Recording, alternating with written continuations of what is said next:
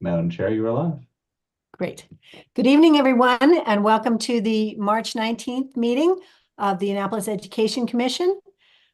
We appreciate your flexibility because we had to move our meeting due to the end of the month. AACPS is on holiday break, spring break. So we moved our meeting up based on members' input at the last meeting. My name is Janet Norman. I am the chair this season. And I'm going to go around and do a roll call. I'd like to call the meeting to order and just remind you that it is Women's History Month this month, and we're going to continue to highlight amazing women in our community that have been helping advance many education and other initiatives for our residents. We're going to do a roll call. If you can please introduce yourself when I call your ward, and just tell us a quick highlight of that you'd like to share. So I'm going to say Ward 1. Hi, I'm Rachel Carr in Ward 1, and I teach at the Naval Academy.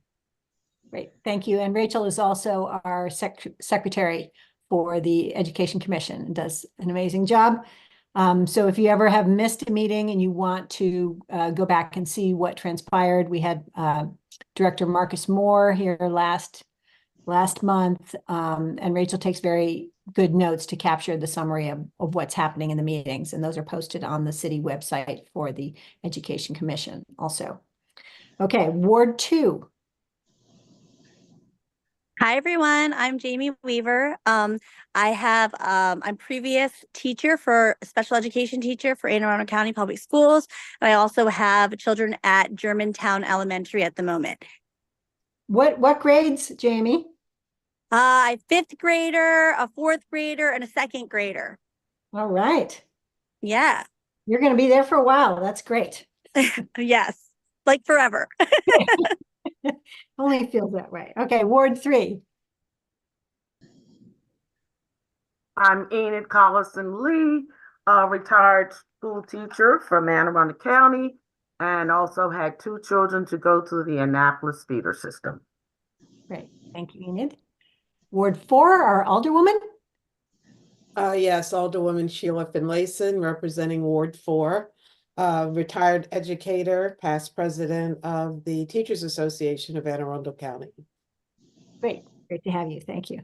And we have a Ward 4 representative is still waiting to be filled. So if anybody knows someone who would like to participate, let us know. We would be happy to have them join. Ward 5 is generally India Oaks, but Julian, I don't see her joined. Not yet, no. Okay, great. Ward 6 is usually Corey McCall, but she must not be available. Ward 7. It's me. Hi, Laura Booth, Ward 7. I am the parent of a 2021 graduate from A-High, and I have an 8th grader at Bates who will be at A-High next year, and I'm also the PTA president at Bates. Great. Thank you, Laura. Ward 8 is Jess Packler, and unfortunately we had to move our meeting to the same night as Annapolis High PTSA meeting. So she is probably trying to attend that meeting as well, as is Dr. Joanna Tobin, was signed up to speak at their meeting tonight, so she will not be able to join us. Then I'm going to go at large Pam. Pam Bukowski. I'm retired from Anne Arundel County Public Schools. My 6 children attended schools in the feeder system, and I have a grandson currently a 3rd grader at Hillsmere. Great, thank you. And I know Hillsmere PTA has their meeting tonight, so there's just a jam-packed number of PTA meetings occurring. Then we have other at-large members, generally Odessa Ellis and Miss Grace Matthews. I don't see them on yet. Julian, are they? Augusta said she was attending. I just called and reminded her. Okay, terrific. Thanks, Enid. But neither are on yet, just yet. Okay, all right. Well, we'll bring them in later when they come. And I am the fourth at-large member, Janet Norman, parent of 2018 and 2021 graduates of Annapolis High, and various roles in PTAs through Hillsmere Elementary and Annapolis Middle and Annapolis High PTA president. So we're gonna thank you all for joining us. I'm going to entertain, Laura, if you could pull up the agenda. The agenda that was sent out. We have a pared down agenda and we'll be getting you out earlier this evening, we hope. And here's our agenda. We have Mr. Will Rowell. Rowell, if you want to introduce yourself in the roll call. I'm sorry, Will, I didn't include you, commissioners. No, it's perfectly fine. I'm William Rowell from the mayor's office, and I'm a product of Anne Arundel County Public Schools, Broadneck High School. Excellent. Thank you, William. And we have Jess Packler joined us, the Ward 8 commissioner, if you have a chance to say hi, Jess. All right, she might Sorry, be. trying to unmute. Hi, I'm Jess Packler. I am the Ward 8 commissioner. I have 2 kids at Annapolis High School, one in the IB diploma program, one in the IB MYP program. I have one son at Annapolis Middle School and in 6th grade in the MYP program. And then I have a 4th grader at Eastport in the PYB program, which I bring up because this is our IB evaluation week for Annapolis Middle and Annapolis High. And wow. I just want to, it's such a phenomenal program that serves the entire community at Annapolis Middle and the entire 9th and 10th grades at Annapolis High School so well. So anyway, that is who I am. And did you mention your AMS Annapolis Middle PTA president? Did you say that? Oh, I'm also that person. Yes. As is many people. All the people. Yes, exactly. People. Right. And then Odessa has joined us. Odessa, if you can introduce yourself. Okay, good evening. Good evening. We can hear you great tonight, Odessa. I'm on my phone. Maybe that's what the difference is. Okay. But I did get a new Chromebook from the library, and I used that last week, so I don't know. Yay! That sounds awesome. That program was such a terrific idea. I love it. Odessa Ellis retired from Annapolis High School as a permanent substitute teacher, and I have 3 adult children who graduated from Annapolis High. Awesome. Thank you for joining us, Odessa. Thank you. We're going to go back to the agenda, Laura. Thank you. So yes, as I mentioned, pared down agenda. We'll be quick and efficient tonight, hopefully. So does anyone have any agenda items they need to revise or add to our agenda? We do have some kind of generic categories in number 9, discussion status, and that can cover all events, programs of schools, partners, and city, PTA events, other public advocacy. But does anyone wish to add anything or revise the agenda? Okay. I make a motion to approve the agenda. Okay. Enid, you have your hand up. Did you want to? Yeah, I had mentioned earlier about Thornell Jones that I think, Will, you introduced me to him, didn't you? Yeah, and I know that as we go along, we're talking about the blueprint. And we had mentioned that maybe we would invite him one time. I don't know if you want to do that, on the phone to find out, because I don't know how far in advance you are, with people coming to the meeting. And I know we don't want to make them any longer. But I wanted to make sure that that's on new business. And I also attended a workshop with a Dr. Brown who works in the equity department at the Anne Arundel Public Schools, and he was fantastic. So I just wanted to bring up those 2 people, Dr. Damian Brown, I think his name is. Okay, because I was thinking Pam Brown. No. Damian Brown and he works for Anne AACP. Arundel County Public Schools for equity and inclusion and Okay. let me get the book. Well, I'll be right back. Let me get it right. Okay, great. Yes, because we also, Dr. Tobin had told us that Mr. Duarte from AACPS was also interested in talking with us. So we're hoping that maybe we can get one of those people for our April meeting. I was going to try and have our April meeting in person. This March meeting just snuck up on us too quickly after our February one to achieve that. But Please make a correction. okay. Dr. Damon, D-A-M-A-N, Harris, H-A-R-R-I-S. Okay. He wrote the book, The Anti-Racist School Leader, and it's excellent. Oh, He's great. such a good presenter. I'd love to have him come speak to us about what That he is does such here in a the county. phenomenal book. I just was at a conference and we discussed that, and it's such a phenomenal Really? book. Yes. Could you tell that title again so we could get that down? The Anti-Racist Racist School Leader. School Leader. Okay. Yes. Great. Well, I will see if AACPL, the public library, has any copies of that that perhaps we could circulate or share or anything like that. Thank you for that suggestion. So that will be included for consideration and inclusion for our next month's agenda. Does anyone else have any revisions or suggestions for the current agenda? Okay. Hearing none, I would entertain a motion to approve agenda as is. Can someone do? I'll move. Oh, I think Enid moved. I'll second.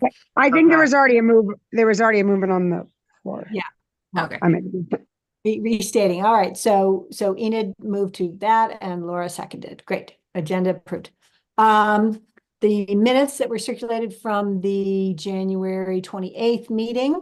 Again, Dr. Carr takes excellent minutes. If you missed anything and you want to catch up on what we talked about with our speakers. Does anyone have any revisions for the minutes? Okay.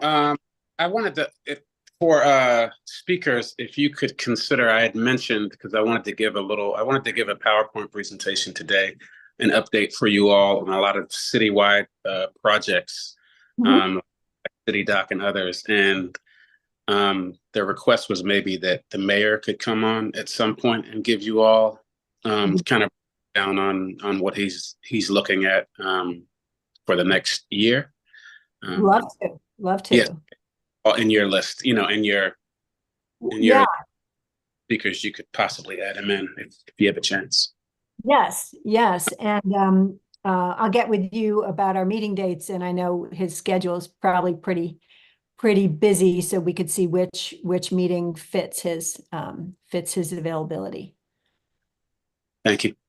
That would be great, William. Thank you. I make a move to approve the minutes as written. Any second? Second. All right, Enid is second. Thank you very much. Minutes are approved. Okay. Julian or William, have you seen any public testimony? I have not received any from Hillary. No.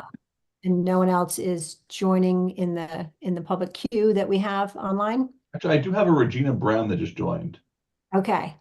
Odessa, if you can send me Regina's email, or if Regina can send me her email from Annapolis Education Commission at gmail.com, then I can make sure she is included in the distribution list, because we appreciate her participating and listening in on the meetings. Okay, all right. Great, you send me that. Thank you. We have to have emails for the city. Great. So hearing no public testimony, we're going to move on to an update from Mr. William Rowell of the City of Annapolis. Well, Janet, real quick. So Regina's here. Do you want to hear from her or no? Sure, you can promote her to a Okay. panelist. If she wishes to talk, that would be awesome. If she doesn't, she can just listen in. Okay, she declined. So I guess that answers that. Okay, that's fine. Great. All right, so next our speaker is Mr. William Rao from the city, the man of many hats from the city. Hello, you all. Happy Tuesday? Happy Wednesday? Tuesday. I think the St. Patrick's Day parade takes a lot out of everybody. I know. I missed that, but I do want to say hello to everyone because I know we're moving towards spring break, which is going to be pretty crazy. So I guess one of the initial updates is we had conversations earlier about some plans for activities and maybe some other contingency plans, knowing that there'll be a lot of young people out and about, and we want to be sure. Of course, we have Pitt Moyer and Stanton Center, but we want to be able to provide them some outlets instead of doing what I used to do during spring break, which is Is there particularly anything for older teens going on that we should know about or promote on the Annapolis High page or? Yes, and Roslyn Johnson is going to be sending over more information on the teen nights at Pitt Moyer and some of their teen activities that they have planned. And she has a pretty extensive list of activities and special nights that are planned for the kind of later teens. Awesome. But we need to make sure we get that. I looked on our website to see if I could find anything. I didn't find any. I found some stuff that I'll share with you, but it wasn't for the older teens. Okay. I just looked on their Annapolis Rec's Facebook page and I didn't see anything posted yet, but I do know that some of the people I talked to that attended the last teen night said it was wonderful and really a blast. Jess, you have your hand up, Jess? Yeah, I was just wondering, are you going to be communicating this like with Annapolis High School so they can put it out through their communication networks? I will definitely bring that up. I'm not the communications person, but I'm sure once I see the list of outlets that they're going to send it to, I can recommend that they do send it to the schools, in particular Annapolis Senior High School. For sure. I mean, I think it's just really important that we just, start to get in a habit. I think that is one of the issues that we've had in a long time is there's just this sort of kind of weird, really, separation between the city, not just the city administration and the city government, but the city and the high school, even though that's our high school and that's where all of our kids go and everything else. So, just making sure that they're included in and communicated with all the things I think would be great. Okay. And, and the middle schools, that'd be great. Yep. I have it on my list. Not just the high school. Yep. So on that note, can you all still hear me? Somebody's calling. Can you still hear me? Yes. Okay. So I'll just run down. As you know, we just finished Black History Month. It was a cornucopia, amazing activities, everything from, speaking of AHI, the Black student unions of both Annapolis High School and Broadneck. I don't know if I mentioned this in our last meeting, but it was a really interesting event with speakers and entertainment and booths and vendors, and it was really awesome. A groundbreaking event for those students to communicate, do some peer-to-peer learning, and then for me, it was also awesome to see so many partners and folks from the city as well as from the county, the school board, and just it was a pretty amazing event during Black History Month. Also during Black History Month, I'm just speaking about me because I spoke at a bunch of different schools, but there were a lot of other city employees as well as just professionals and others around the city that engaged in career days.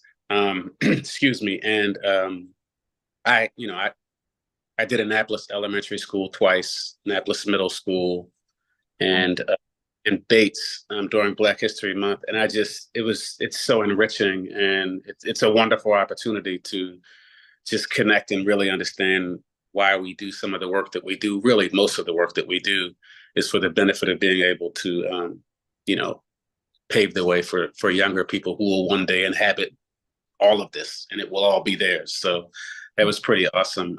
So it was a good month for that, including the beginning of March. And then I have is on the mentorship program, which I think, we had Mr. Dillard here. Before Yes. you move on to the thing, I saw some of the pictures from the Annapolis Middle School career day, and it just was really thrilled to see so many community professionals there. And every year, it gets bigger. It's so diverse, and there's so many powerful and interesting professionals that are there from all different sectors. So, it's pretty. I saw some Marine Yeah. women, one Marine woman, and some other folks. And The only problem was I was paired with a doctor who was an OBGYN, and she, I believe, was the first African American woman to open a practice and deliver babies. So there were all these. She was pointing out to me all of the young people, who are of some of the parents that she birthed. So I mean, they helped deliver. So it was pretty awesome. But I'd say I had the misfortune because obviously I'm not a doctor, and I was like, okay, she has a very complex, pointed, and I'm like, hey, hi everyone. So it was really awesome though, just to see, again, the diversity of speakers that they had. So it was awesome. But I wanted to tell you about the mentorship program because there was a partnership between this city and Dr. Bedell and Mr. Dillard to create a pathway for city employees to be mentors. And they would, which I think is pretty awesome because it's not always easy in the course of your workday to carve out time to then and mentor. But, we looked at 2 hours per week for employees to go at all of the schools. So the long list of schools, everything from elementary all the way to high school. And part of the issue, because it's a pilot, in evaluating the feasibility of having employees do that, of course, there are some challenges to it. But, so far we have had some employees who are, who took the training, did the background check and went through that. And all of them have nothing but glowing reviews. And so I'm working right now to kind of bridge the gap between actual individual employees who may want to do it within their departments, to maybe have some lunches at some of the departments to be able to explain and just kind of, somewhat recruit, but at least do like a, FAQ and kind of find out the ways in which they can be a part of the program without having to take too much time out to do the training and the fingerprinting. If we could all bring that to them in one big lump so that we can take that time to do that. So that's something, that's pretty exciting. And the hope is, because it's a pilot program, my hope is that it continues throughout the summer, which I believe is, a particularly critical point in time for those students that are out of school. So if you all, I believe anyone can volunteer. I'm just speaking through the scope of city employees, but I know that they're still recruiting, people to be mentors. So if you can, keep an eye out for that. When Mr. Dillard spoke to us about the program, there were 2 different locations on the AACPS website. And if anyone is interested in that, I'm happy to forward them the exact link if you could. There's the Be President initiative in one location, but then there's mentorship. And it explains, he has a whole page of mentorship things and how you sign up and how you get background checked and everything like that. Yep. And the Be Present program is it's a wide spectrum of ways in which you can connect with working and helping young people, Mhm. because part of the there's a program that I'm a part of that I spoke at a couple times at the Phoenix Academy that is it's called Each One Teach One. And that's pretty awesome also, but it's part of the Be Present piece, which is, essentially opening up the doors, obviously in a safe environment and, with safe people who are, mindful of their impact on young people. But all of that is moving in the right direction, I believe.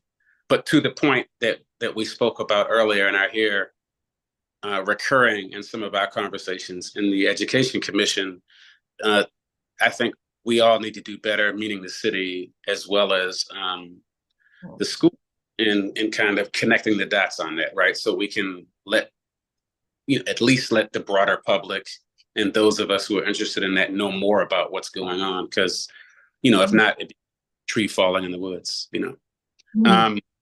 So to jump to activities, because I know we had talked about teen night and what's going on, but there's a girls play initiative. Oh, I'm sorry. Janet. Before you move on that, I just wanted to add on with the mentorship and stuff. I know that Charting Careers has posted that they were looking for additional drivers for some of our students who are attending evening high school. And so I've already been background checked by Charting Careers. And so I was going to be one of the driver people on the weeks that I'm in town. And it goes from like, you pick up the student at whatever, their house, wherever they live, take them to Annapolis High, drop them off for evening school, and then pick them up from Annapolis High at 9 p.m. and bring them home. Yep. So think of that if anybody knows anyone who's also willing. I think the more people we have kind of in the cadre of transportation, then you can fill in the gaps on that. Yeah, and that's another one of those interesting variables that is recurring, which is transportation and transporting young people from one place to the other, which all of us have been talking about for years. Because Aaron Snell some time ago had mentioned, and I had looked into it, finding vans and or kind of mini buses or just some way of transporting young people. But it's still a challenge. But even again, as we move into warmer weather in the summer and all of the activities, we can plan a whole bunch of activities and have dates, but we know like transportation barriers. So having drivers is totally awesome, but even that can be somewhat prohibitive, to the numbers and whether people have cars and stuff. So we're still working on that. And that might be, because I know you had Mr. Moore, I know you had Marcus Moore as representing, transportation department. And that needs to be, I think it needs to be an ongoing conversation to figure out, how we can, how we get back and forth, especially with Dr. Bedell's push to have a more flexible daytime, evening, floating period in which the students are going back and forth to school. We need to solve that transportation issue. And we have, I don't mean to. It has her hand up when we have a break. Okay, well, I was going to say, I don't mean to overstep, because out of respect, we do have a council person, Alderwoman Finlayson, on the call also. So she could probably, I think she has more, her bandwidth is much greater than mine in some of those discussions as an older person. But I did want to throw that out there. But to jump, so maybe we should pause now for the. Okay, Enid, you had your hand up. Would you like to ask a question? Yes, you said that you were going to be one of the individuals to help take students to and from night school, evening school. Is that, so do all of those people have to be, again, have a background check and any training, or just as long as they have a license? Yes, so these are Charting Careers mentees. These are Charting Careers students that they work with the families on. And so they asked for people who could drive their students to, and last spring, I went and got my background check through Charting Careers. So you're volunteering your Oh. vehicle and your time, no mileage or anything? Yeah, just, I have Okay. I'm a soccer mom with a minivan, you know, that's empty now. And That's wonderful. That's great. yeah, Yeah. but like, so I wouldn't be able to do every Thursday night. And so the more people we can get to fill in gaps, that would be helpful. But yes, to your point, they have a whole separate, as a nonprofit 501c3 organization, they have a separate background check than the AACPS background check. Yep. And But I'm sure, yeah. It was pretty Right. quick. It was pretty quick. Yeah. So do you use your insurance when you do it? Is it under your insurance? They just asked last week, so I haven't started, but Okay. yes, it would be. Yeah. really good. Okay. Are there any other, were there any other hands up, or should I? Proceed. Okay. Thank Okay. you. So, April 5th, there's a Girls Play Initiative. That's a special event that's happening at Pitt Moyer, and it's for ages 6 through 14. I can try to share. Actually, I think I have it. Hang on one second. Okay, good. Laura's our tech genius. So there you Not go. hardly. Thank No, goodness you. this is from me. No, I give full props to the Bates Cougar Chronicle, because when the city's sending stuff out, make sure you're sending it over to Ms. Clark at Bates, because she puts things in the Cougar Chronicle, and that is literally the first place that I go when I need information, because she always has it in there. She does a great job. Right. Okay. Awesome. Thank you. So I think this sounds Yeah.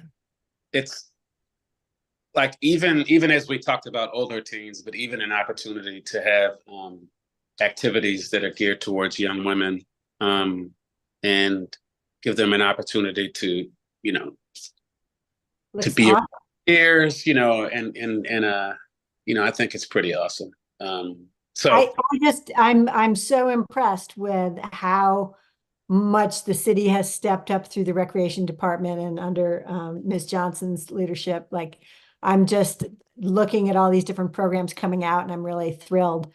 Laura, I have a couple other flyers that I pulled off the rec webpage, just to throw in there also, if you There were have. a couple of other things in here too. I don't know where they were.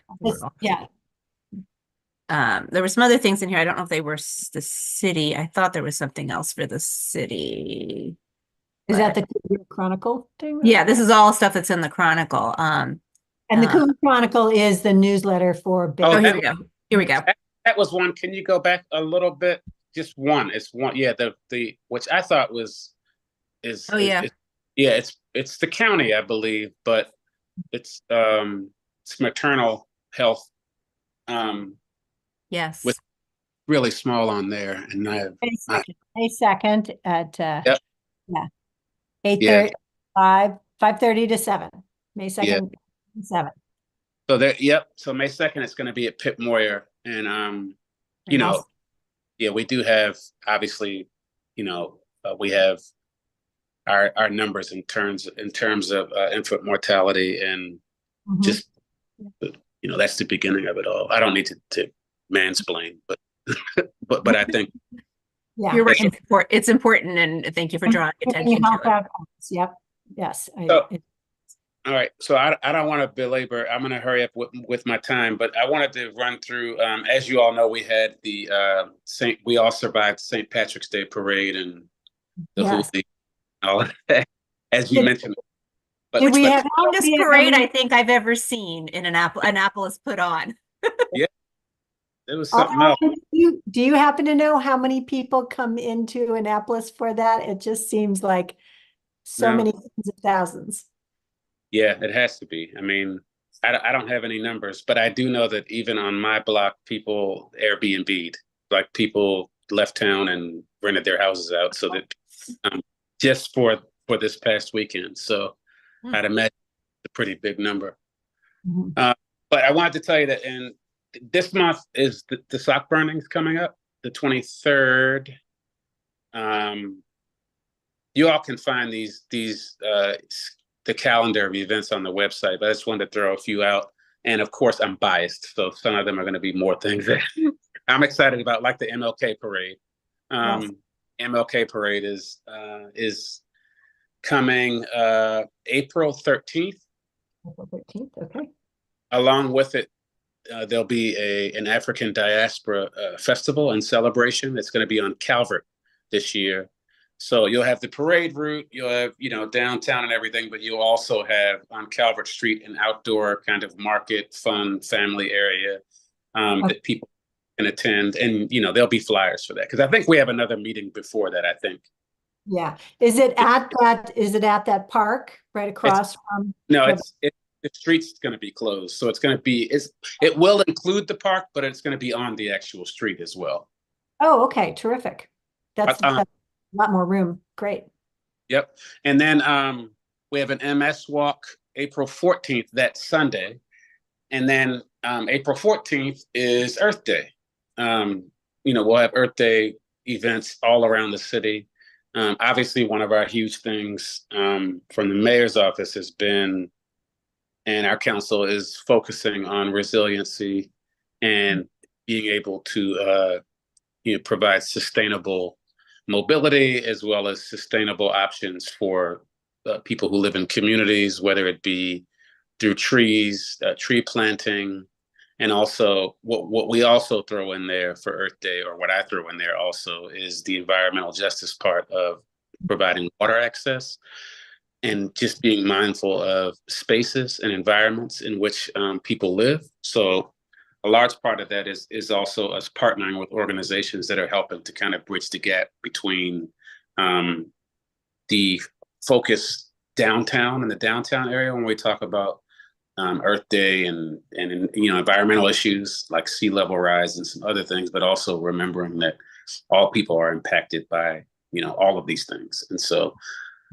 there are a few events. I don't have them right in front of me, but there are some events. So keep an eye out for some like community and neighborhood events that are happening in terms of beautification. I know in the greenscaping program. Yes. And there's a litany of communities that are going to be doing Earth Day activities, including Bywater, Mutual Homes, Robinwood, Eastport Terrace and Harbor House, Bay Ridge Gardens. So there's flyers on this, and I'll be sure that they pop up hopefully on our website soon. But keep an eye out for that. And then April 20th is Greenscape, which should be interesting too. And then we're off into spring. So then Dinner Under the Stars and all of that stuff happens. I want to throw I have one more thing after this, but as we move into April and spring, I know that you all are somewhat advocates, but are advocates, to think about some of the opportunities in the summer for young people, like internship programs and other opportunities for them to be more engaged. I just got something from Anne Arundel Workforce Development, where they're looking to place interns or paid young people into businesses and not-for-profit organizations and others. And so if we can all in this space also just try to funnel some of these young people into these opportunities. So I need to, as soon as I pull all of what I have so far, I can be sure in our next meeting to have that information for you on specific programs, because I think it was Jess that said, just being sure that even Annapolis High School, just being sure, right, that they get this information on the front end and they understand those opportunities are there, so they can share them with the students before like late May or something. You know what I mean? And then thank you for mentioning Miss Clark to me at Bates, because I think Bates is sometimes not looked at as a possibility for young people that are going to be matriculating right to that next level. So the last thing I have is the CNI, which is our Choice Neighborhoods Initiative redevelopment for Harbor House and Eastport Terrace. We received the next phase, which is really good, a favorable push in the redevelopment. There are a lot of other hurdles to overcome, but we passed that second phase, and we will be beginning early action projects. And Jess, I'm sure you know about this because it's right there, and you were probably a part of the work group where they're going to do some beautification projects, as well as for the crosswalk on President and Madison, being able to beautify it and do some colors and paints and make it much more safe and visible to drivers, because it is a somewhat of a major thoroughfare for this neighborhood. And then the other is we also are, as you know, we do have aged housing, in particular public housing. And so I think Robinwood is beginning to have conversations about some redevelopment stuff going on there. So that's a plus. And I think and you all know that. Would residents be displaced to other units when that was done? Is that how they operate? Well, yeah, normally the plan is to do phased development, right? So the phasing would mean that you wouldn't have to displace them off-site.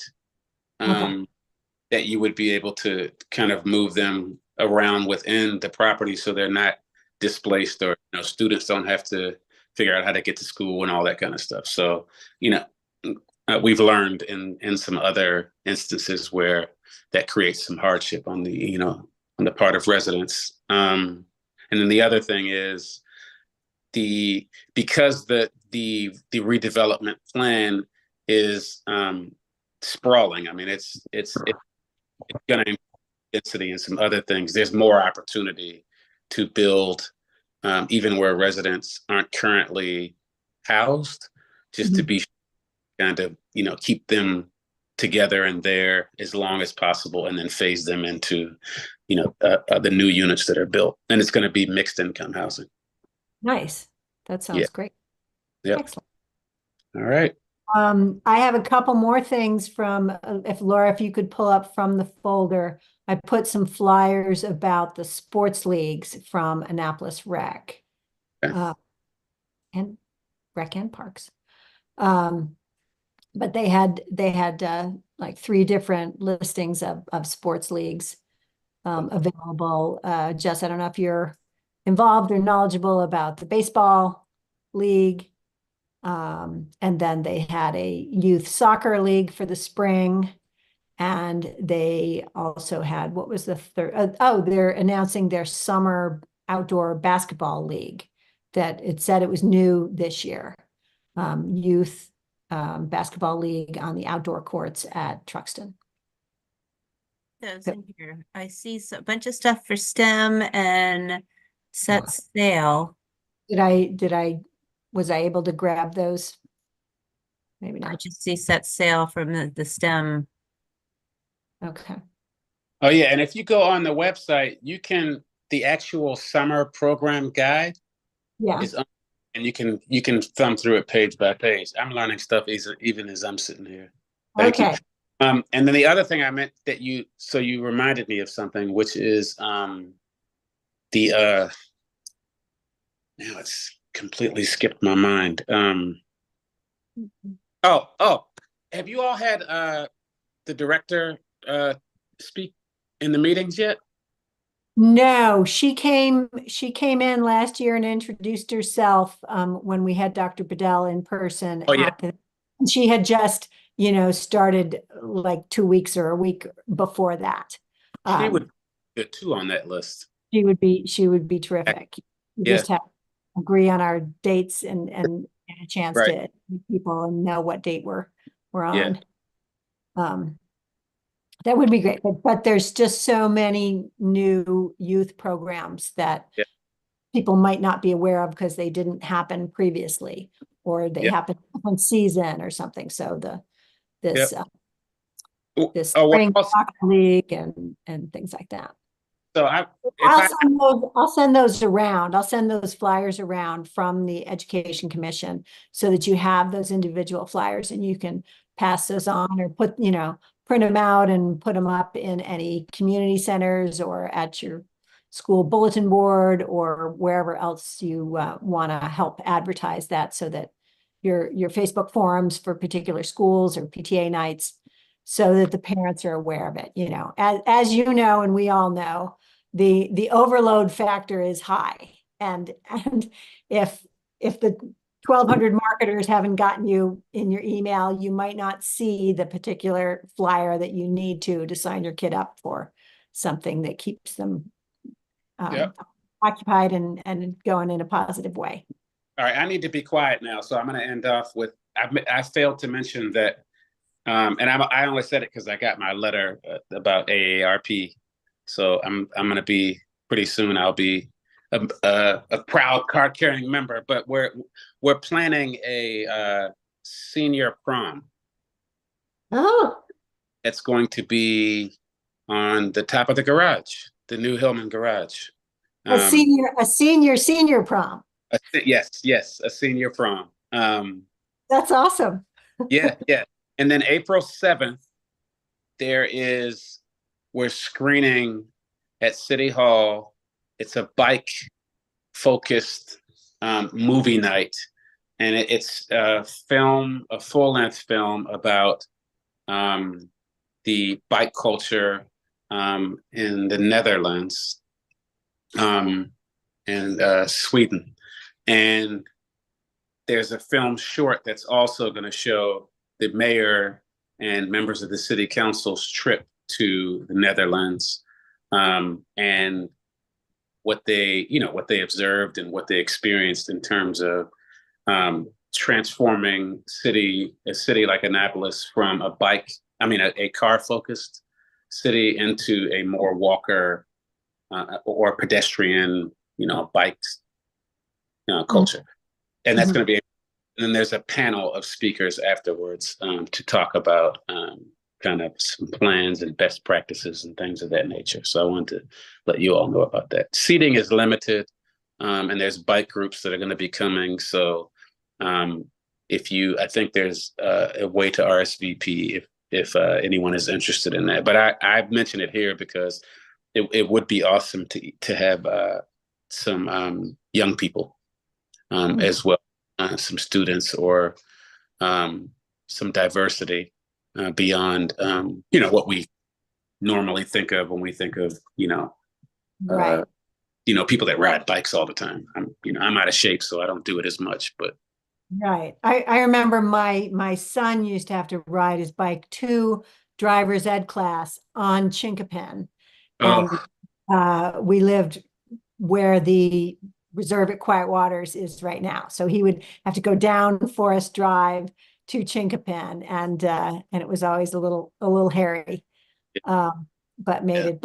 And I know I biked into the St. Patrick's Day parade, and I used the Spock Creek Trail, and there are ways to make it easier to get around and just making those connections. Yep. Is there a bike to work day this year?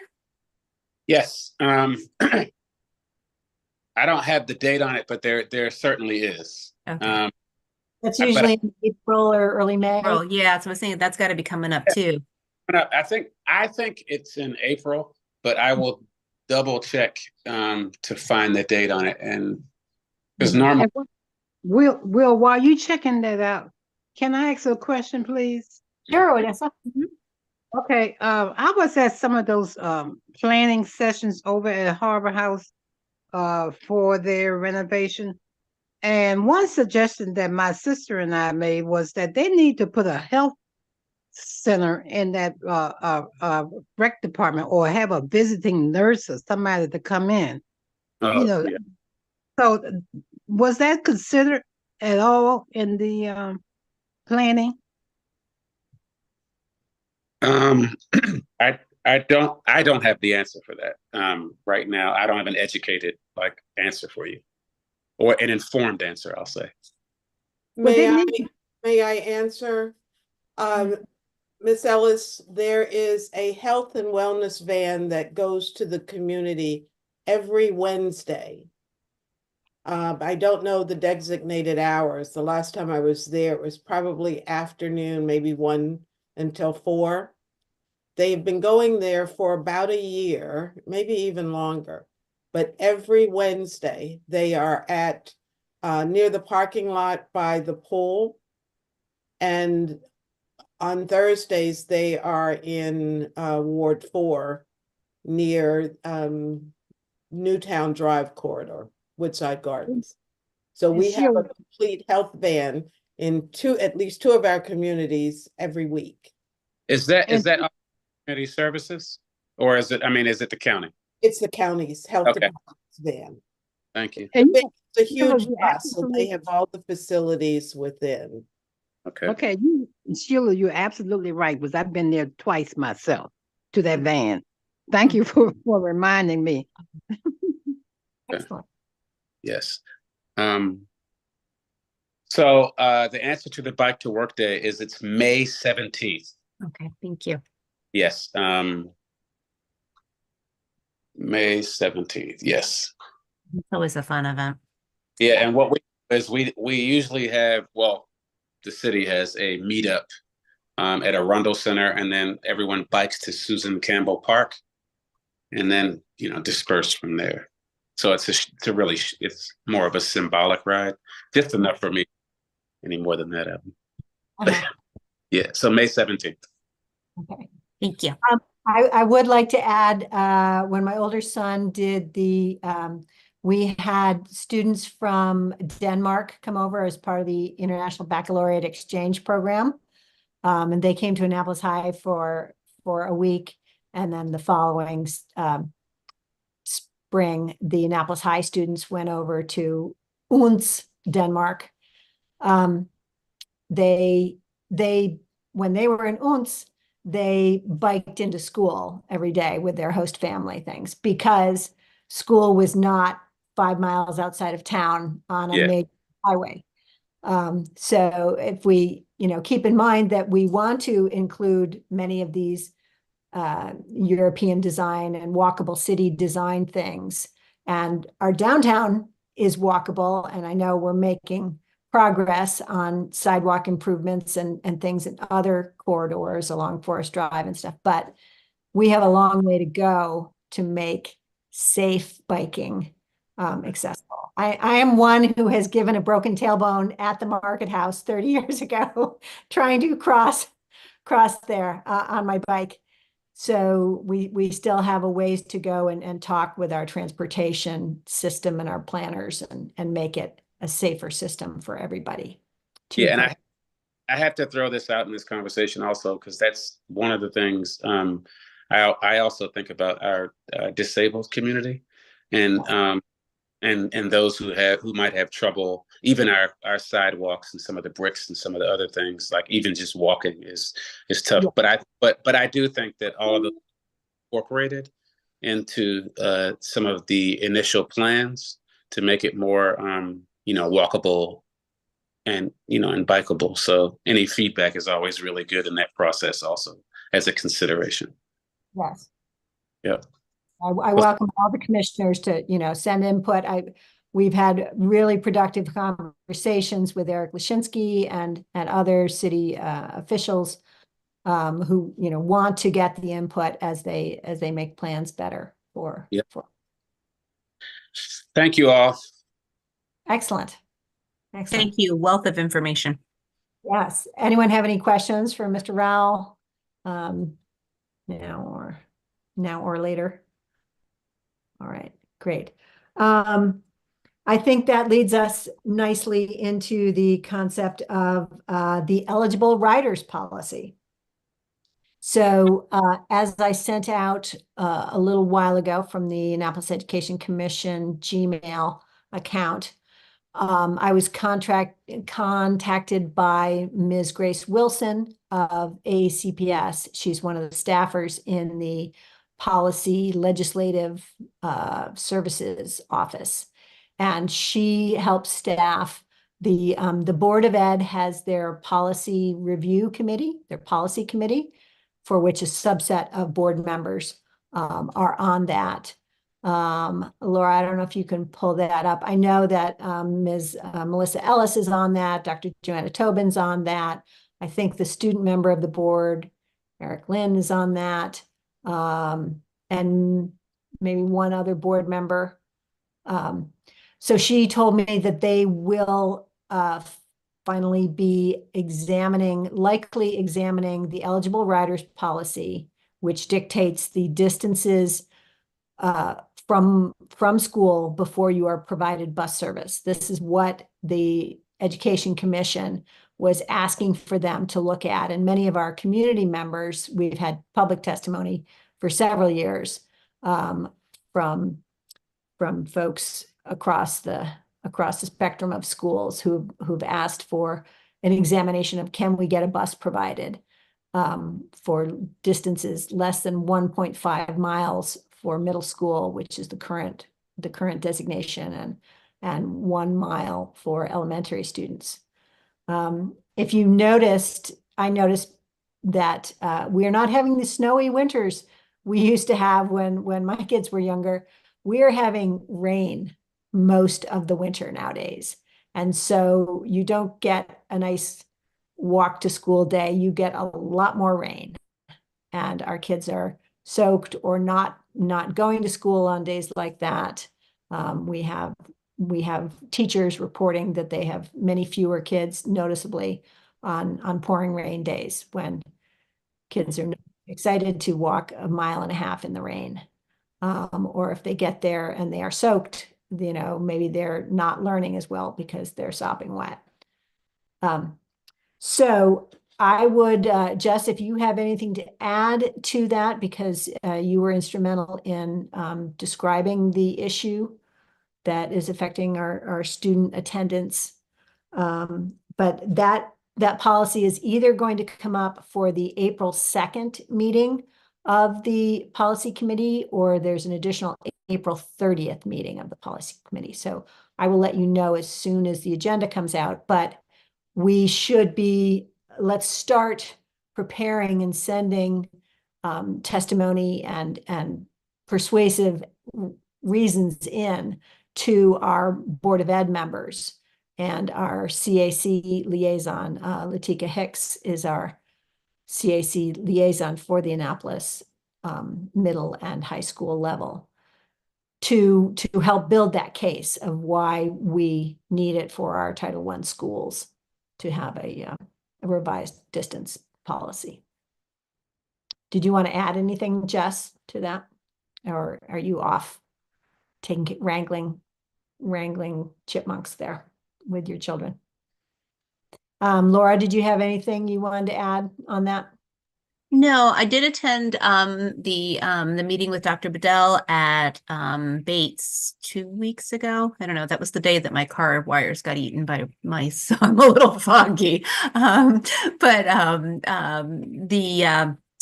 did talk with the oh gosh, she was doing transportation now. I don't know the name of the. Yeah, I don't know if it was one of the cabinet members. I forget. They had signs up and they said, this transportation. I forget now the name of the gentleman that I was speaking to about it. But I did point out, I said, every single school in our cluster, that we have talked to, almost every one of them has attendance as something on their school improvement plan. So low-hanging fruit, if kids are finding it too long a walk, it's fine for you to say, well, they should walk 1.5 miles. That's great. But they aren't actually. So, if you really want to improve attendance, get the kids to school. So there was some discussion about that. And he agreed that, yeah, if kids are finding, especially, we have a lot of kids that are coming. We talk about the 1.5 miles, and in the reality, if you go to any of our schools during drop off or pickup, you see the line of cars, and that the kids that are at the outer edges of that 1.5 miles are not walking. That is the carpool radius. Maybe the half a mile's walk, and then from a half a mile to a mile and a half, it's a carpool radius, which is great if you've got a carpool. If you don't have a carpool, those are the kids that are not showing up. So, we need to be more realistic, I think, about the fact that, that's the kids that are really, nobody's really walking that far. Either they're not walking at all, or they're getting a ride.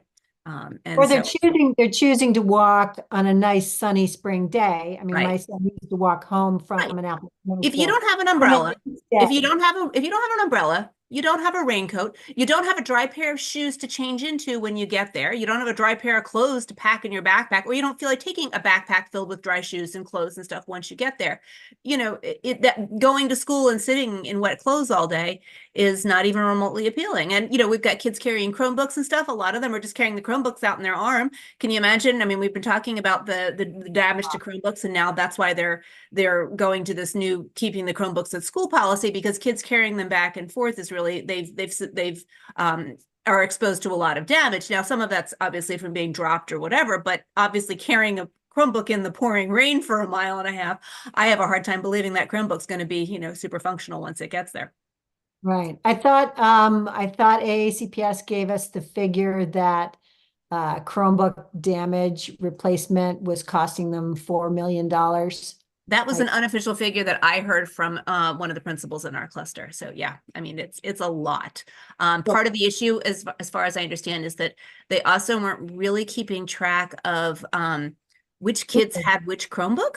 So like in a lot of the schools, every school seems to have their own policy, and most of the schools, especially it seems like at the middle school level, my daughter tells me that she uses her Chromebook in every single class. So if you don't have a Chromebook, you really can't participate in school that day. I mean, starting in homeroom, they're making their assignments for where they're going to go for clubs and extra help sessions on the Chromebook, or doing school surveys or whatever. Every single class they're using it. So if the middle school, if a kid doesn't have it, if they lost it or it's broken or whatever, in the interest of getting that kid to continue to participate, they hand over another Chromebook, which means that some kids have more than one Chromebook. And there was a story at Bates where a parent brought in a stack of 4 Chromebooks. These were under my kid's bed.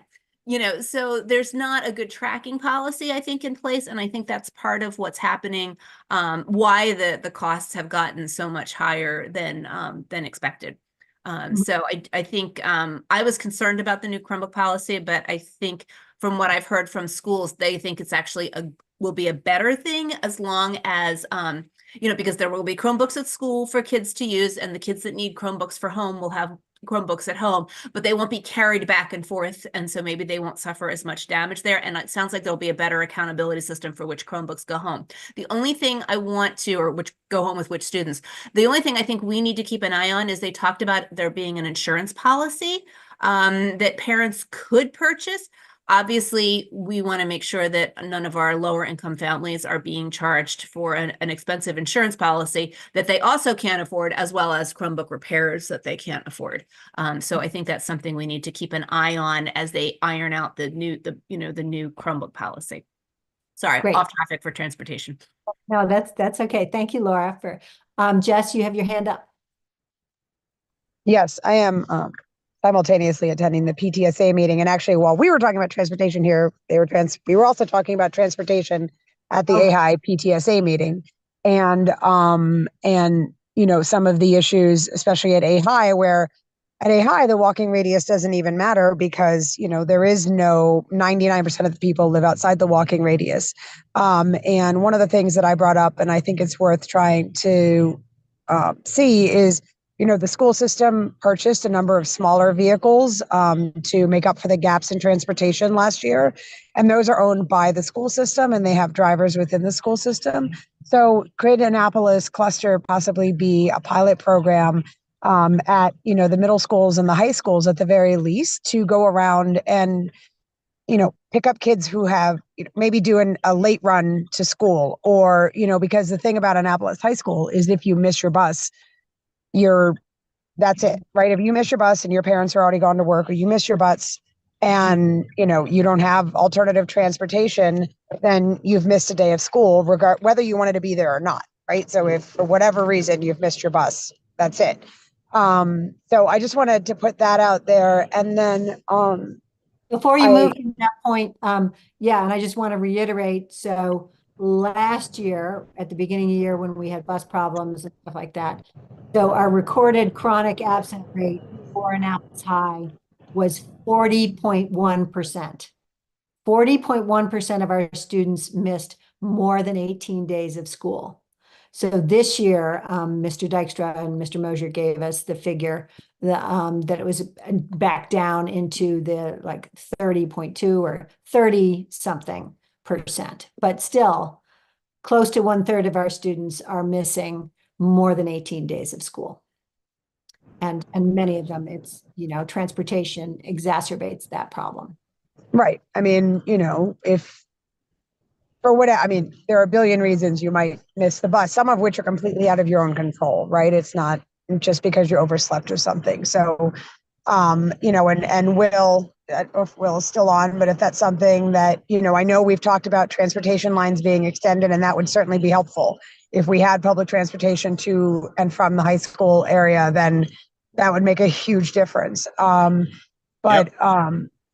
there are any other options, maybe within the Office of Community Services that might be able to come up with that. And then that sort of leads to same thing that Laura was talking about with the Chromebooks. I don't know if all the grants had gone out, and the Chromebook issue and the grant thing all sort of came up too quickly to do anything about it.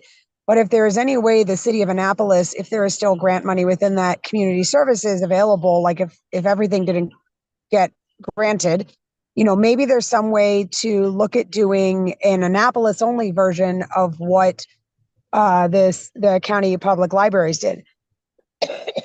As Odessa said, the Chromebooks that were given out are fantastic.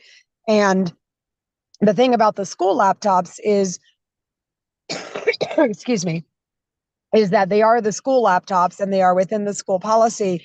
The great thing about the public library laptops that were given out is that those are the family's laptop now. Now the family has a laptop. Not only the kids who are logging on to the AACPS thing, but mom and dad who might not have otherwise had an opportunity to get a laptop and then to be able to log on for their own work or for their own communication or for Power School or for wherever else. One of the things we've talked a lot about, is the fact that a lot of the communication from the school system comes through email and comes as PDFs that you can't access on your phone, that are harder to access on your phone, particularly if you have a by the minute phone. That type of thing. So, Will, I meant to reach out to you actually before this meeting and talk to you about it, but, maybe there's something that we could do, like maybe all senior families at Annapolis High School that live in the city, or I don't know, some program, like the public libraries did, but to, make sure that families, because make sure that families just in our city are, have access to computers. I just want to throw that out there. Yeah, let's talk about that offline when you get a chance, and then I can try to figure. I did want to follow up that with that the Chromebook policy is that they're for the school year only. So that means that our students are going to lose access over the summer, which means any kid who's going into his senior year who might want to get a jump on a college essay or, a scholarship, work on a scholarship, or participate in a mentorship program where they might need to have access to email, things, in order to participate in a mentorship, they may need to have access to a computer at home so they can review documents or whatever. They would or not in the have IB program and has to do schoolwork over the summer. I mean, Right. you have to do schoolwork over the summer in the IB program. Right. But I'm saying the school, I'm presuming that if they were doing something through the school system, that the school system in theory should provide laptops for that. But for things that kids, if a kid's taking a summer school class or something, the school system ought to provide them with some sort of a laptop. But for kids that are doing things that are not necessarily a school program over the summer, but maybe doing an internship with the city or something like that, over the summer, that those kids would not have access to a computer. Like, if you're working with a business, the businesses tend to communicate via email. So if they're sending out an email saying, hey, we're going to meet at this time tomorrow, here's what's going on, if you want to be prepared for whatever this is, that kid can't get that email if they don't have access to something. If they're sending documents, they can't get to those documents without a laptop. So that would be another area where maybe the city could step in. Yeah. Yeah, we would love to talk with our new community services director and talk with her. Is she the one who is kind of overseeing the community grants, or what office oversees the community grants? That the deadline, I guess, was just March 4th for those applying for the community grants? It is both the Office of Community Services and as well as a panel. So there's now a panel that overlooks those, but I think the office that administers those is the Office of Community Services, and that would be Aisha. And so she would actually she'd be another good person to add to that list. Right. Yeah. And I was wonderfully impressed by the budget from last year's community services grants. That's a really nice chunk of city money that is going toward those valuable programs. So one, I tried to get Annapolis High PTA to apply for some, but they were, staff limited for their officers and being able to get things. But I would also encourage the other elementary and middle school PTAs to apply next year for programs that would help all their students of the PTA. And the person who has the most information and really does a lot of work on that is Alderwoman Finlayson. I believe she's still on, and so she has a lot of information on that. I think it was a little bit of her brainchild to begin with. Awesome. If you wanted to share anything with us, Alderwoman. Well, Ms. Young is the person responsible for the community grants. The committee has met and made some decisions, and when the mayor presents his budget to us, then they become part of the council's budget. And traditionally, the council has an opportunity to go through and make some changes, amendments, and oftentimes we have added more funding to that line item. Unfortunately, it is greatly reduced. When I came on the council, we were giving somewhere around 800,000, and now we're down to less than 400. And so we're always encouraging the mayor to include more funding in that category.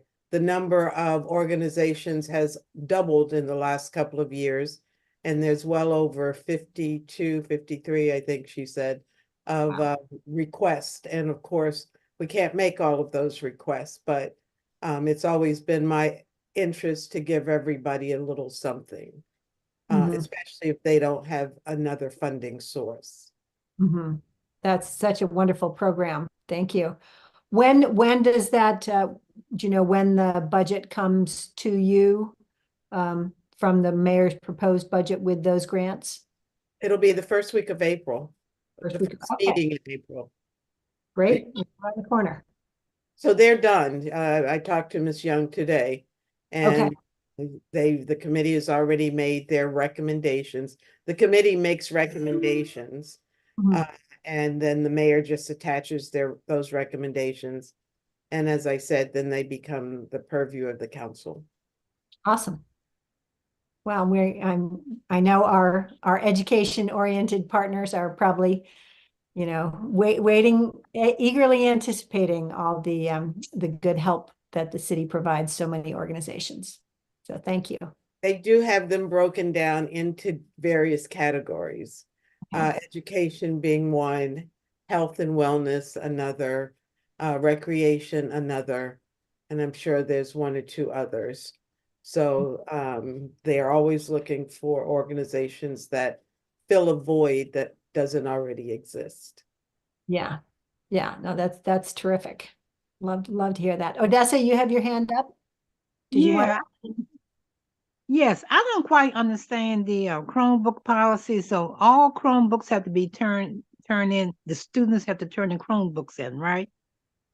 Yes, at the end of this school year, because a lot of them are, a lot of these kids have had the same Chromebooks since the start of the pandemic. So a lot of them are out of date and haven't had updates and things. So they need to bring them back and service them.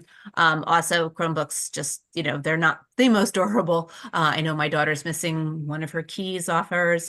So there's some repairs and things that need to be done. So they're asking everyone to turn them in at the end of the year. And then going forwards, there will be a cart in every classroom.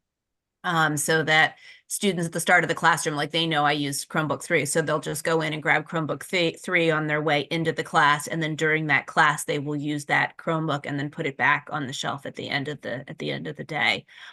But students who need Chromebooks at home, who don't have a device at home, will be able to request one. And that will be a process that will be communicated to parents at some point in the future. I think they're still kind of figuring out how that's going to work and what it's going to look like. Okay.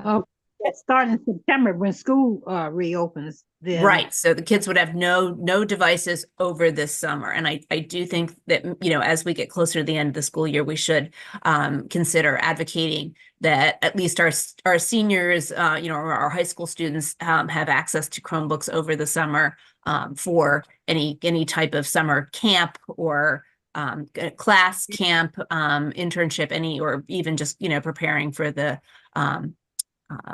any applications they want to submit. I mean, the early college deadlines are like in September. So, I mean, they come up really quick. I think I'm trying to remember. I think when my son applied to UMBC, I think that was like the early decision was September 15th. I mean, it was like 3 weeks after the start of the school year.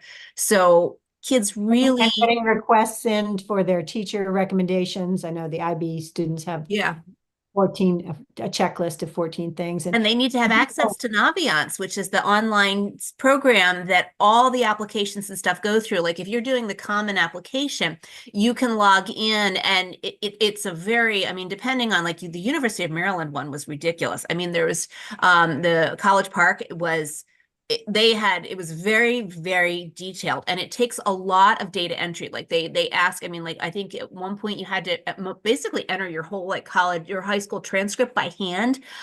So kids need a significant amount of screen time in order just to get that in there. And then there were multiple long answer essays that kids can work on it and then save their work and come back. So they need to have access to that in order to if they want to get started on that over the summer.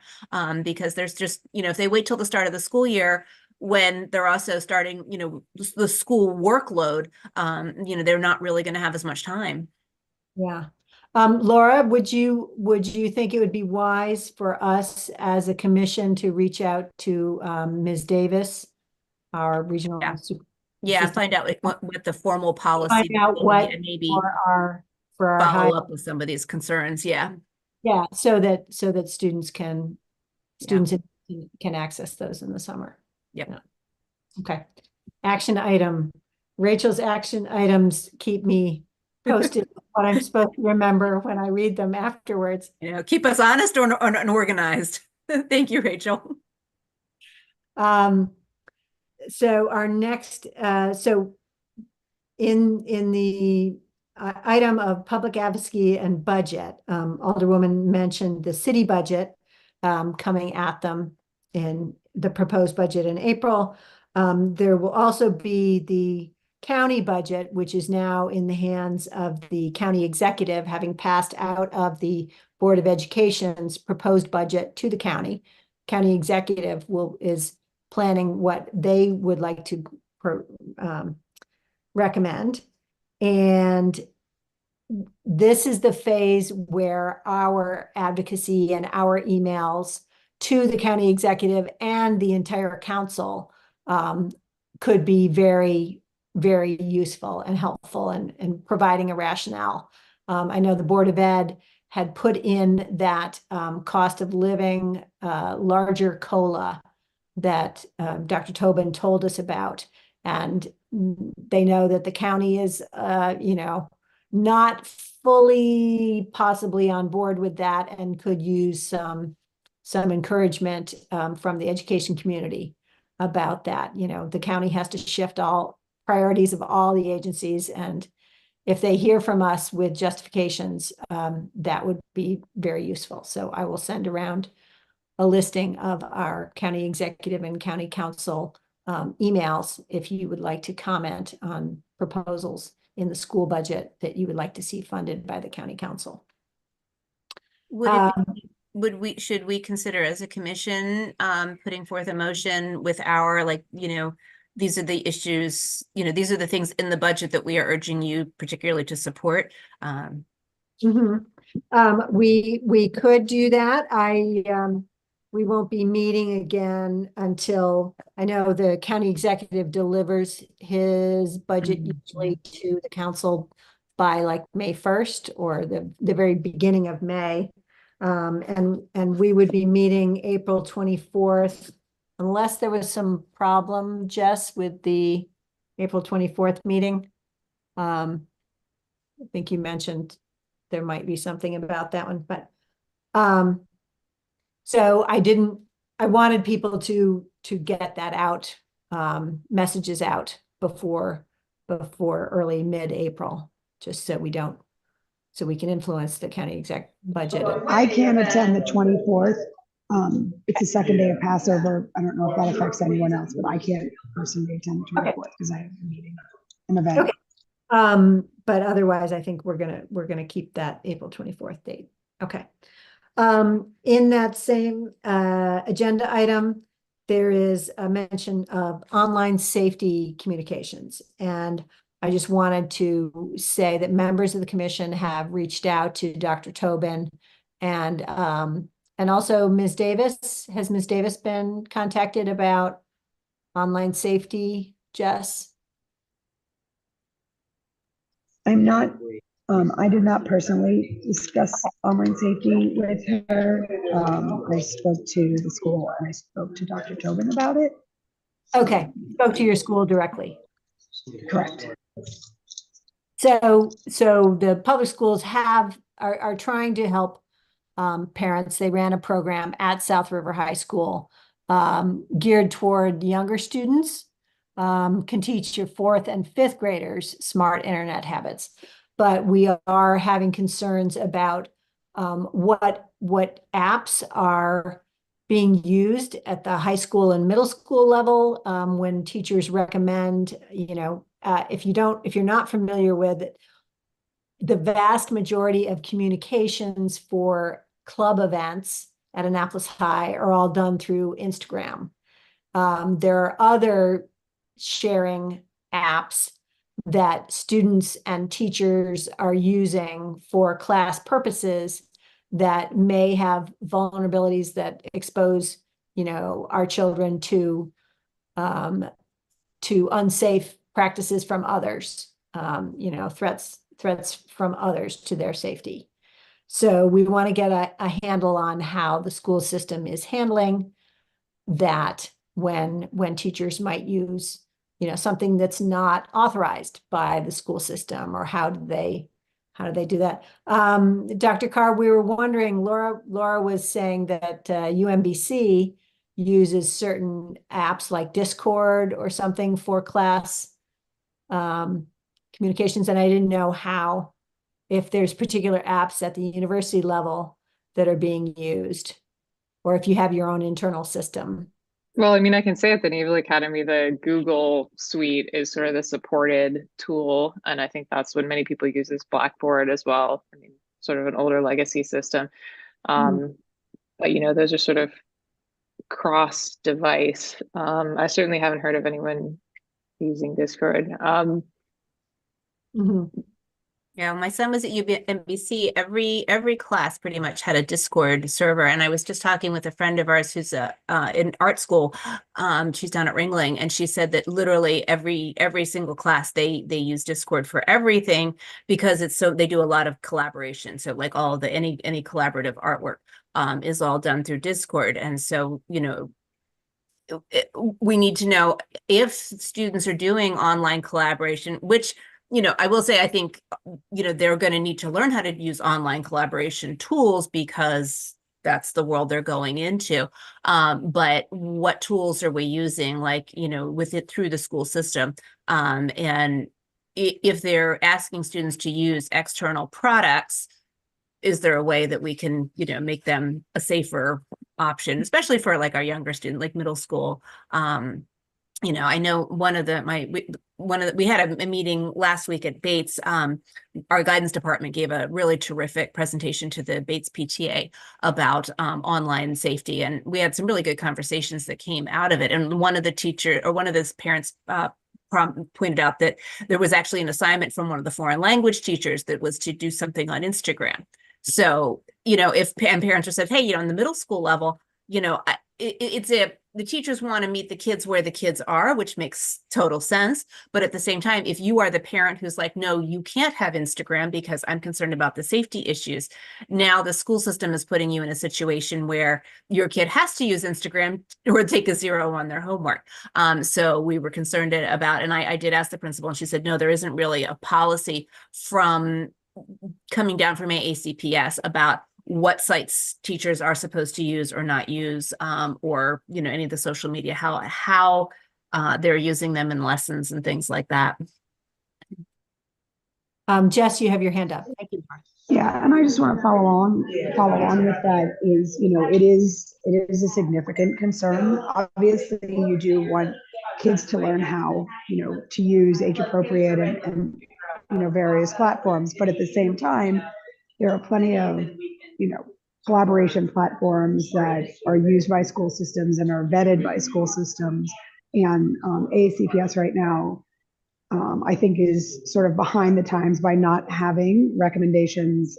There were some programs that were being used, for teachers to communicate with students, for clubs to communicate with students, and the teachers, were told that they couldn't really use them. Class Dojo being one example. But nothing's been put in place. And then, we had Google Classrooms, and then that was taken away. Brightspace is there, but that's not really a tool that can be used to communicate with families, because the only way to access the information that's on Brightspace currently is to log in as your student, which you're not supposed to do. And, particularly at Annapolis High School, right now, a lot of the primary communication comes out through Instagram, for public facing things like, hey, this club is canceled, or hey, this, club is meeting in this room, or there's a student dance, or that type of thing. Or, some of the teams, if you don't have Snapchat, well, then you can't participate in the group chats. And if you don't have, WhatsApp, then you can't participate in this club's chats, and you're going to miss important things. And it's not, and this is, we're talking about kids' future. 14-year-olds, yeah. But also, yeah, we're having a hard time hearing you just for a sec. Sorry. Yeah, somebody was calling in on my phone.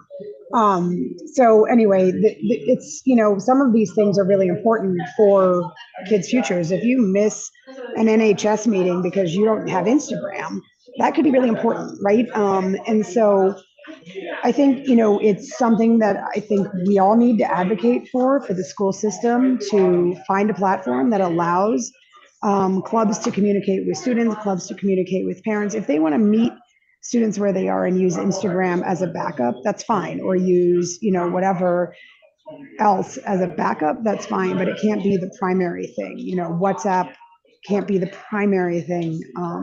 We have Connect Ed. That's really just usually the principals sending information out. But there are, and I think it's really important to know that, the sexploitation things that happen that you see on the news are real, and they are happening to students in our schools. and it is a major problem. And, you know, for some kids, it can lead to really tragic results when they get stuck in something that they don't know how to get out of, because, you know, a 16-year-old may seem somewhat grown up, but you get a situation like that, and that's, you know, it's hard for adults get stuck in those situations, and, you know, let alone a child. So I think it's, you know, something we really need to focus on, and it has been largely ignored in the last 4 years, even with the advent or growth of the online communication platforms to the schools because of COVID, and then following up. I also think it's important to know too, like that for like sports, for example, a lot of the coaches may not necessarily also be school system employees. They may be, or they teach, but they don't teach, you know, at a high. Maybe they are an elementary school teacher and then they come up to a high. So a lot of times, and, you know, and even for like PTA groups communicating with families, I mean, we can collect our own email addresses and send out newsletters as we do, but if we wanted to send something out, it has to go through the school. There aren't really good mechanisms in place for non-school system employees, you know, non-school system employees to communicate if they're supposed to be in charge of a group of kids for whatever reason. And even I remember when my son was at Annapolis High, had a long-term sub for one of his classes, and we had back to school night, and the long-term sub, you know, that usually the first thing that happens is the teacher puts up a screen that says, here's my contact information if you need to get in touch with me. And so a couple of parents said, hey, can we have your email? And he says, well, I'm not allowed to have an email address.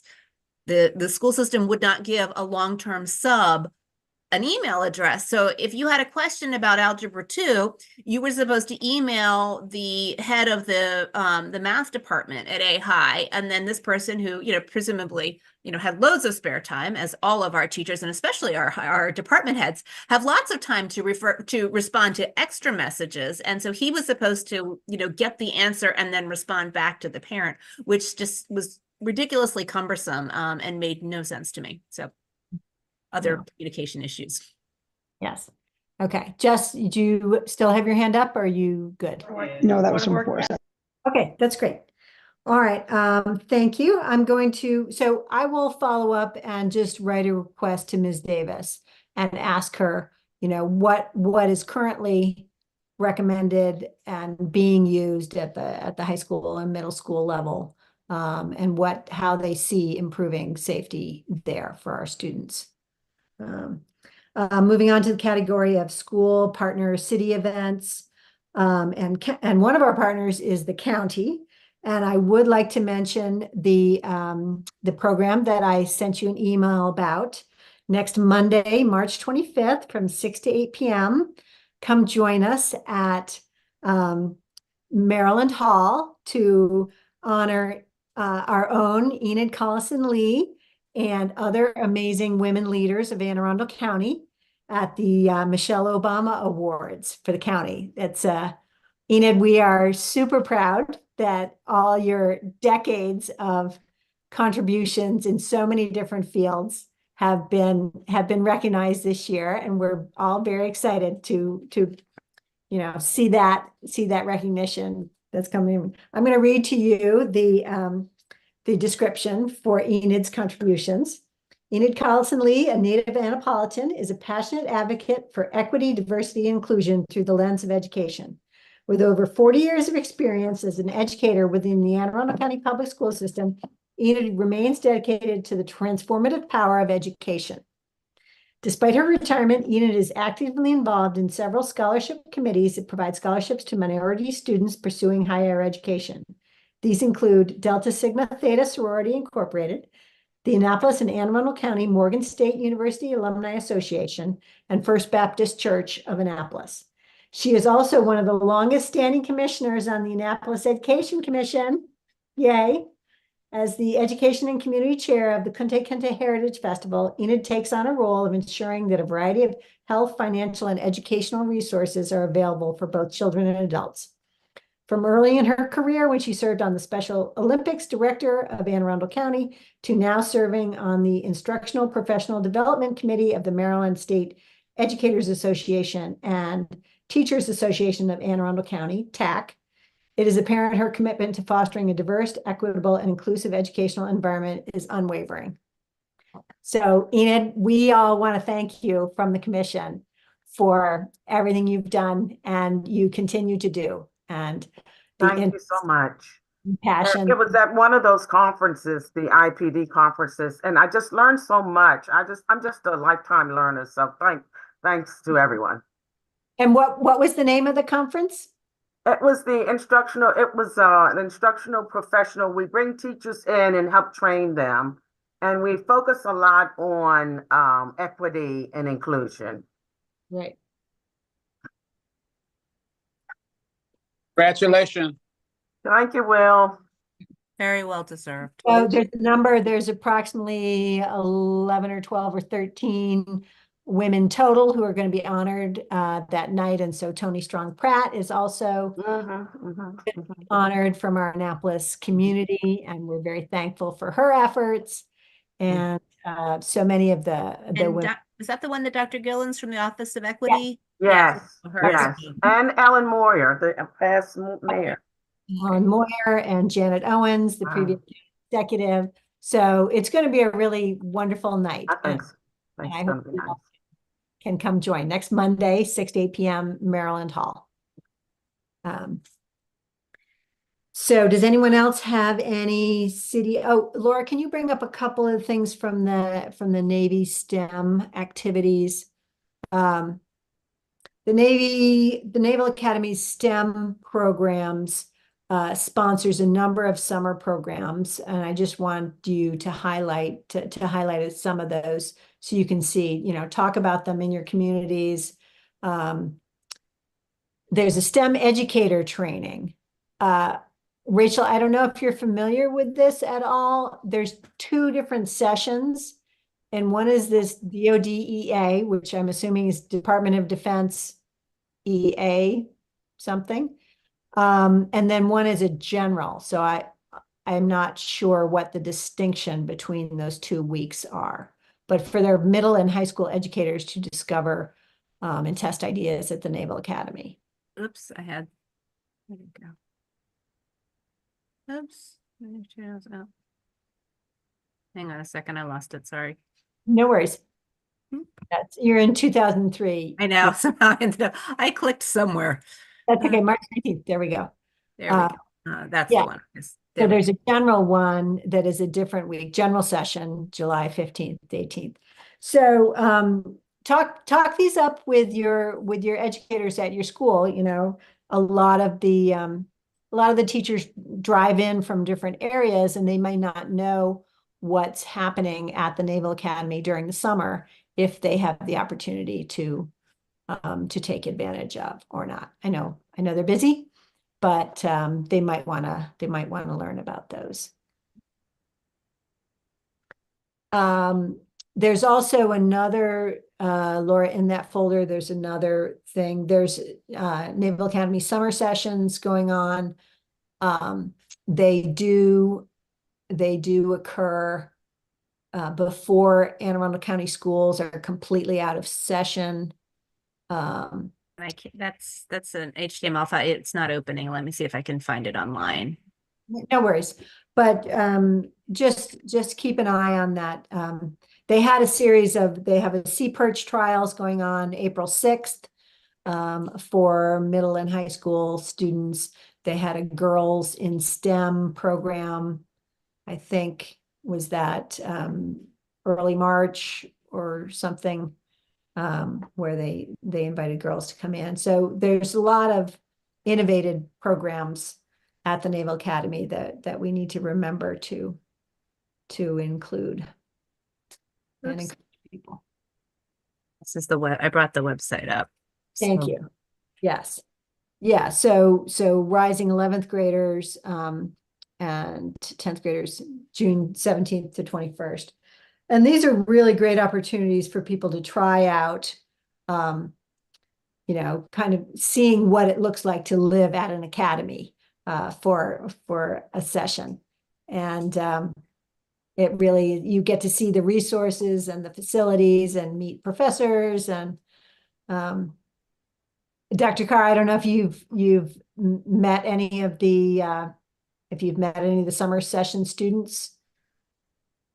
Well, yeah, I mean, many of them, then become students at the academy. And so I certainly met them that way. And I know a number of the faculty and officers who participate in this. I guess one note on that, and I'm not sure if they've updated this on that website, but there is a fee for those programs.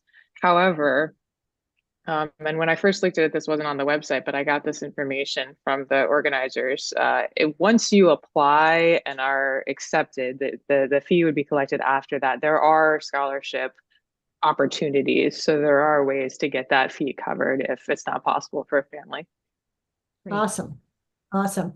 Laura, is there something in the folder about another cool thing on the Annapolis Recreation and Parks site for a Women's History Spotlight was Annapolis High graduate who went on to become from Annapolis High, Matisse Wright Springer, who graduated from Annapolis High, went on to become the first African-American female naval flight officer. Yeah, my dad was her mentor. I was going to ask if anyone in the city knew her. She's approximately 58 or 59 now. I know my well, and her mother lived 2 houses down from me. So oh, she's wow. Yeah, she's here every weekend, just about. Oh, wow. Everyone in Eastport knows Matisse. She goes to our church, or she did until she got married and moved away right. years ago. That's awesome. Well, I'd love it if our current Annapolis High students knew her. And so I'm going to share that posting from the rec department page onto the Annapolis High page. And I think our students would really benefit from understanding that their Annapolis High past graduates are really reaching for things like these summer sessions and getting career boosting opportunities that launch them to amazing places. I think she was the marshal in several of our parades in years past. So she's been in our Annapolis community. Yeah. I just want to keep when students are at that 9th, 10th grade level where they're thinking, I want them to expand their thinking and say, hey, I know someone who went through this. I could do this too. So I think that's awesome. Okay, do we have any other partner or PTA events that anybody wanted to share or highlight? Jamie, is Germantown doing anything, or Jess, is Annapolis Middle have any programs coming up, or Pam, do you know of anything from Hillsmere? Anything that is going on that we want to highlight? We can follow up with flyers. I think right now everyone's focused on spring break. I know that there are probably programs going on, but and I can share them out through email. And But I know spring break is.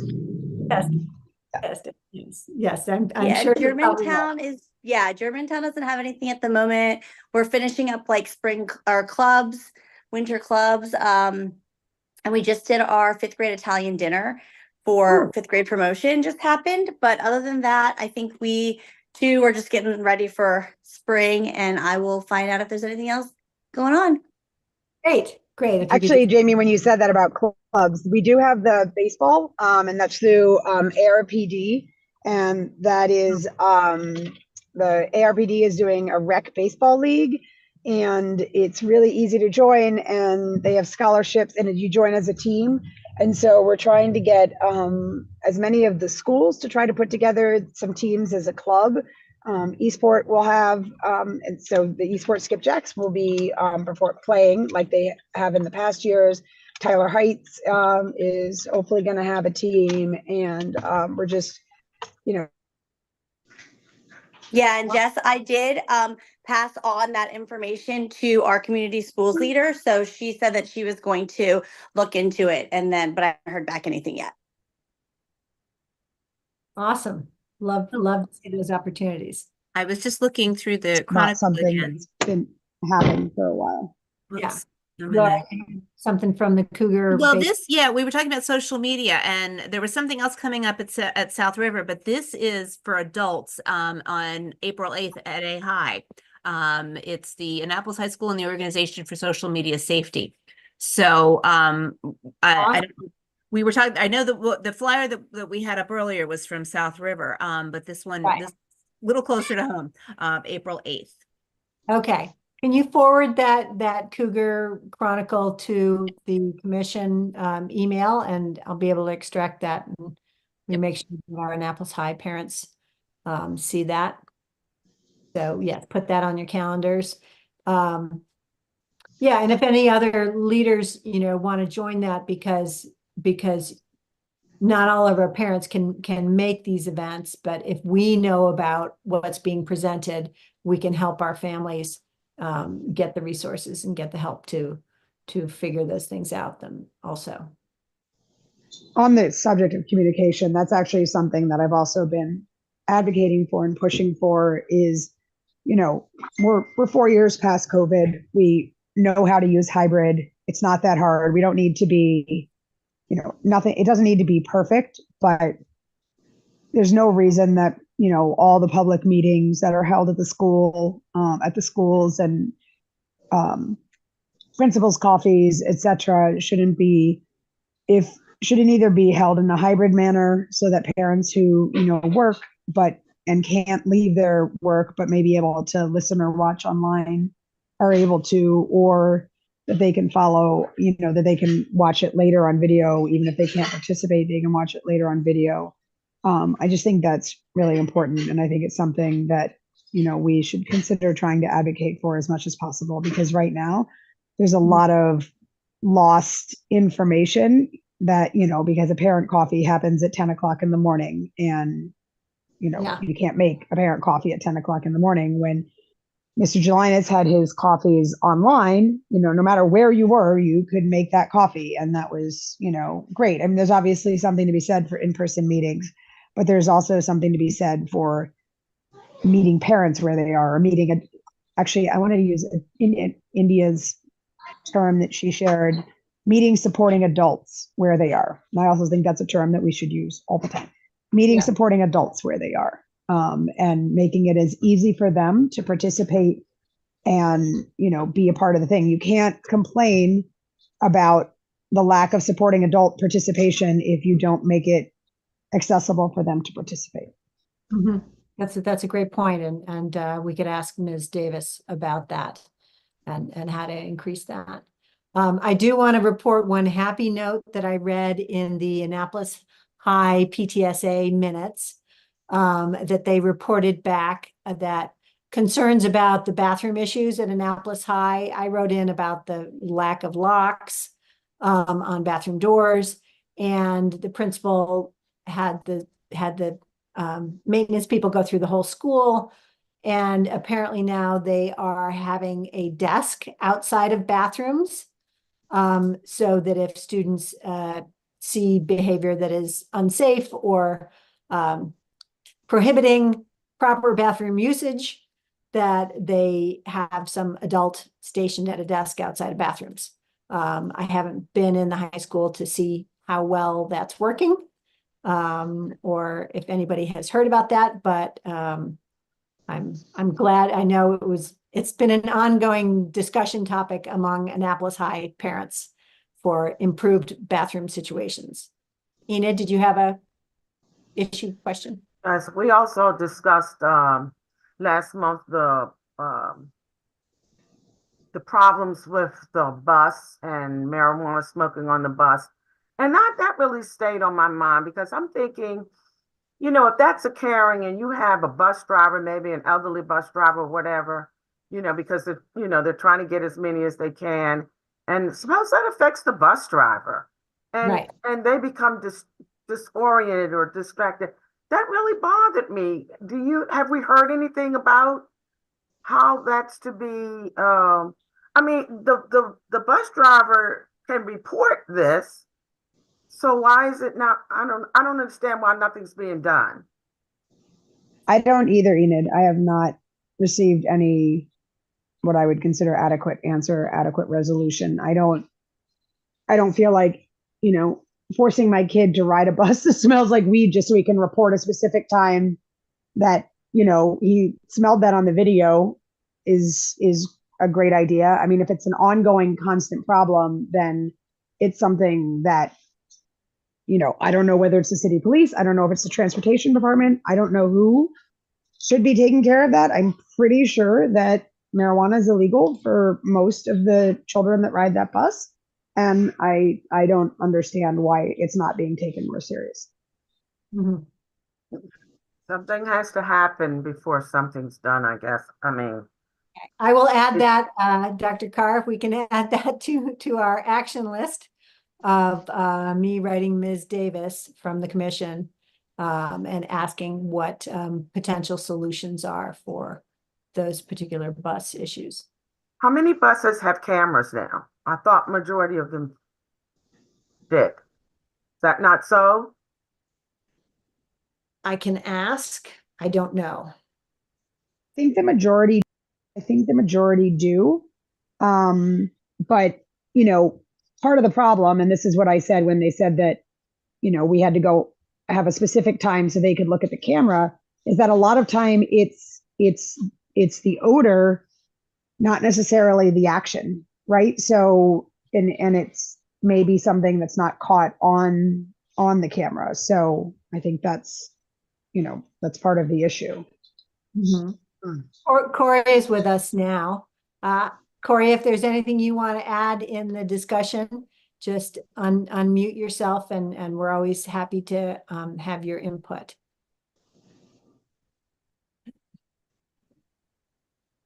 I know as far as the weed smoking, like Jessica said, that's part of one of the reasons why my kids do not like to ride the bus. They don't like the smell of smoke anyway. And it's kind of like, well, we go to school smelling like weed and we don't want the teachers thinking that we are smoking, Right. So, right. Yeah, and think of the number of our students with asthma and stuff. That's got to be not good, exacerbated asthmatic conditions and right, and having unfounded suspicions on students based on others' actions. Right, and just exposure to it. It's not fair to force exposure to that. And nobody wants to. No child wants to be like, oh, well, because the kids may or may not know who's doing it, but if they do know who's doing it, no one wants to be the snitch to say, Bobby was doing it or somebody else was doing it. Nobody wants to be the one to point the finger. Well, I'm sure they're also afraid of retaliation if they do that. But I'm saying if there's a camera on the bus or if the bus driver knows that's going on, why can't they use the cameras or why can't the bus driver report that it's a habitual thing and maybe they can get an aide or somebody to be on the bus surprisingly or something. Yeah. If we need additional PPW workers or something from the schools to be part of that AACPS transportation system that keeps kids safe. And maybe that's also another, I hope they're not using educators to sit outside at a desk outside the bathrooms. I hope Right. I hope it's the mentors or a volunteer, but maybe here's another situation where if it's a chronic problem, maybe one of the mentors or somebody could ride the bus or have I hate to say this, but if there's a parent, maybe the parents could get, a timeline where maybe they could ride every now and again. That could be present. I mean, we need people present on buses as well as in hallways. Yeah.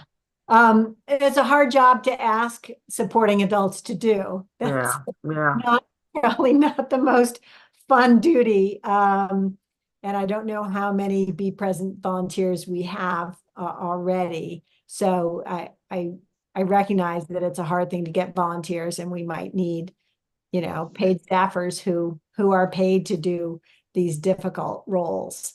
But yes, I hope we are not having to station teachers, but if, I'll follow up with the principal and ask, you know, what kind of staffing is being thought, and because there's a number of bathrooms throughout the school. But Right. And in terms of the buses, it may not be all the buses. Yeah, I'm grateful that they're trying something with the bathrooms. Okay. It is now 8:01, so I really respect your time and your input. We're going to ask if there is any unfinished and new business that we can put toward next month. I've heard lots of wonderful suggestions for speakers who could enliven us with their great perspectives. So I will follow up with those. Our next proposed meeting is we're back to the fourth Wednesday of the month, which for April is Annapolis is the 24th of April. And I would love it if we can get a meeting in a school system or at the rec center for an in-person meeting this year. In May, we are going to have our elections for the commission. And if anyone is interested in running for the chair or the vice chair or the secretary, love to have your participation and your interest.